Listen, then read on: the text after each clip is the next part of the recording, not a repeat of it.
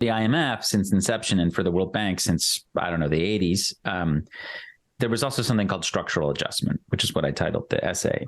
And structural adjustment is a euphemism for describing a bunch of austerity conditions that would be attached to the loan.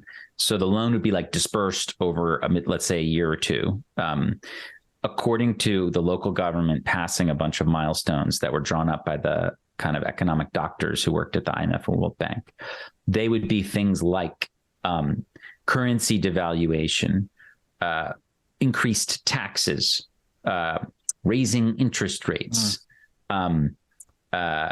scrapping any sort of subsidy for kind of basic food or energy, putting a ceiling on wages, special rules for multinational companies, shrinking the domestic bank credit in the country.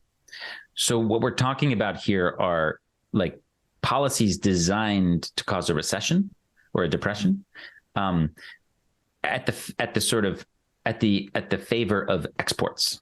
So what structural adjustment policies tried to do was basically they were looking at these countries like a private equity firm might look at a company when it tries to engineer a takeover or whatever. Like they're looking at how can we like increase profits and reduce expenses. So they're talking about, without any care or thought or empathy for the people who live in that country, how do we, as soon as possible, as fast as possible, reduce expenditures and increase profits? So that's kind of like the heartless strategy at work here.